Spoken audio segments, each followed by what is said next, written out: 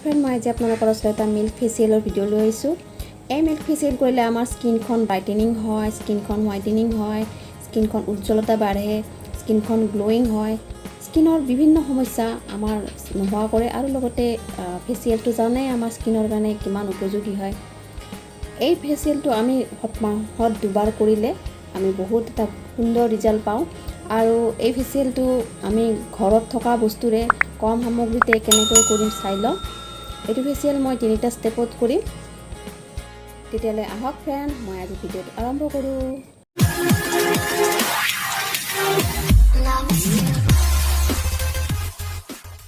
প্ৰথমে মই এটা বাতি ল'ম।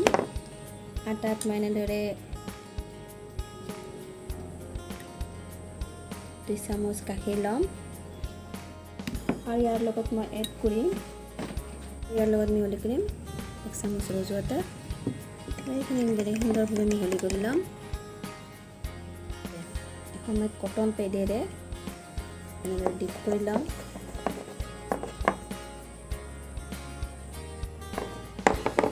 সুন্দৰভাৱে ক্লিনজিং কৰি ল'ম। গাখীৰত লেক্টিক এচিড পোৱা যায়, সেইবাবে আমাৰ স্কিনখনক চাফা কৰাটো সহায় কৰে। এনেদৰে কিছু সময় আপাৰ মোচনত মাছাজ কৰি ল'ম। এনেদৰে কিছু সময় 2 মিনিটমান মই মাছাজ কৰি ভালদৰে শুকাই লৈ ঠাণ্ডা পানীৰে ধুই ল'ম। মই এতিয়া হাতখন ধুই আহিলোঁ, ঠাণ্ডা পানীৰে ধুই আহিছোঁ। এতিয়া মই আৰু এটা বাতি লৈছোঁ আৰু ইয়াত মই 1 চামুচ চাউলৰ গুড়ি ল'ম, ৰাইচ ফ্লাৱাৰ,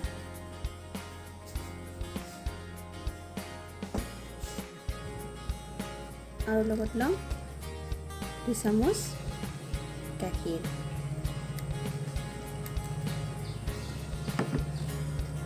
তিনি চামুচে গাখীৰ ল'লোঁ।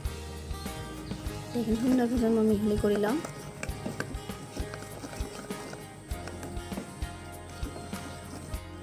চব সুন্দৰভাৱে মিহলি কৰি লৈছোঁ। এতিয়া মই এইখিনিৰে ভালদৰে স্ক্ৰাব কৰি ল'ম।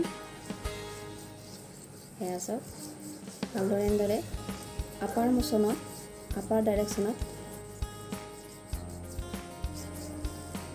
স্ক্ৰাব কৰি ল'ম।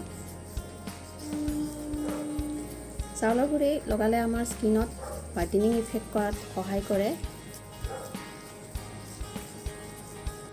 আমাৰ স্কিনত স্ক্ৰাব কৰা খুবেই প্ৰয়োজনীয়। সপ্তাহত এবাৰ বা 2 বাৰ স্ক্ৰাব কৰিবই লাগে। স্ক্ৰাব কৰিলে আমাৰ ভিতৰত জমা হোৱা মলিবোৰ চাফা হয়। এতিয়া চাওক 4-5 মিনিট সময় হৈছে আৰু সুন্দৰভাৱে শুকাই গৈছে। এতিয়া মই ভালদৰে পানীৰে ধুই ল'ম। চাওক মই স্ক্ৰাব কৰি হাতখন দি আহিছোঁ।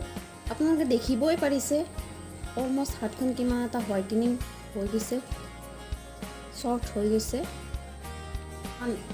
প্ৰথমে গোলাপ জল লৈ ল'ম। আপোনালোকে কটনত সহায়ত ল'ব পাৰে, মই হাততে লৈছোঁ। লৈ পেলাই মই স্ক্ৰাব কৰা হাতখনত এনেদৰে লগাই ল'ম। স্ক্ৰাব কৰাৰ পিছত আমাৰ প'ৰ্ছবোৰ খোল খায়, সেইবাবে আমি টোনাৰৰ সহায়েৰে প'ৰ্ছবোৰ এনেদৰে বন্ধ কৰি ল'ব লাগে।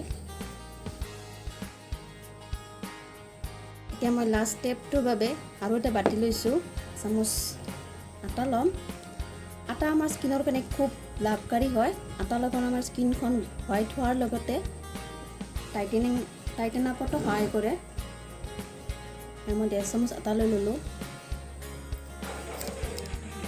এতিয়া মই ইয়াত 1 চামুচ কফি মিহলি কৰিম আৰু ইয়াৰ লগত 1 চামুচ মই মৌ মিহলি কৰিম। আৰু যিহেতু এইটো মিল্ক ফেচিয়েল হয়, সেইবাবে মই ইয়াত এতিয়া 3 চামুচ মিল্ক মিহলি কৰি ল'ম। এনেদৰে 3 চামুচ মিল্ক লৈ ল'ম আৰু এইখিনি এতিয়া সুন্দৰভাৱে মিহলি কৰি ল'ম। মই ইয়াত কফি মিহলি কৰিছোঁ আৰু কফিত ভৰপূৰ মাত্ৰাত এণ্টিঅক্সিডেণ্ট গুণ পোৱা যায়, যিয়ে আমাৰ স্কিনৰ ৰিংকেল, ফাইনেল আদি নোহোৱা কৰাত সহায় কৰে।